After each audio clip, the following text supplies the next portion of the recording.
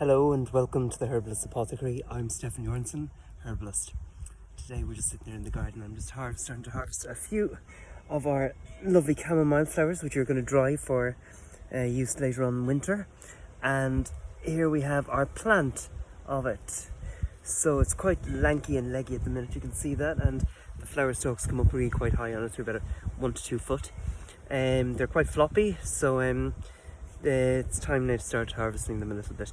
To keep all their goodness in them. And as soon as you get a nice dry day like this, it's absolutely perfect. So you'd dry them, you'd harvest them in the morning after the dew lifts, or before the dew actually falls in the evening after a nice dry day.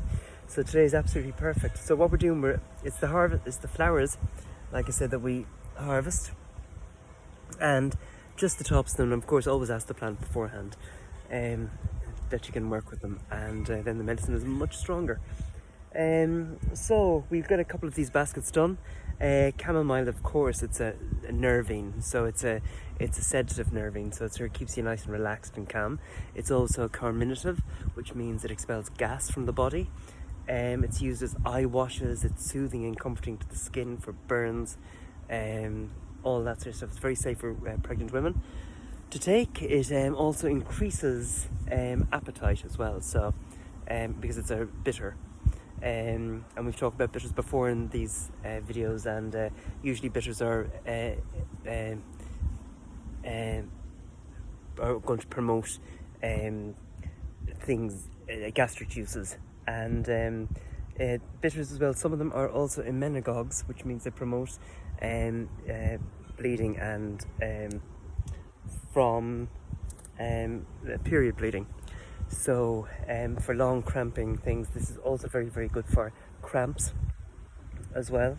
And it's a beautiful plant, and it smells absolutely gorgeous of almost crushed apples, and I'm getting quite relaxed sitting here next to it. That's why I'm losing the power of speech. So that's it. So chamomile, a great plant to have in the garden. Just one other little thing as well. This one here is Roman chamomile.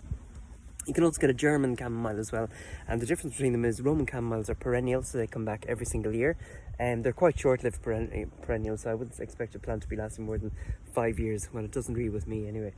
But yeah, it's and you get fewer flowers on the Roman chamomile. On the German chamomile, it's an annual, so it's going to really push all its energy into make as many flowers as it can to reproduce, because it's only got one chance at it. So you'll get loads more flowers on that. They use the exact same way. The flowers that you use, you can make teas out of them, you can make tinctures, you can make syrups, you can do all that sort of stuff. And of course, you learn all that stuff here from your local friendly herbalist, or here the Herbalist Apothecary. So that is it. I'll get back to my picking and harvesting and drying, and enjoy the rest of your day. Talk soon.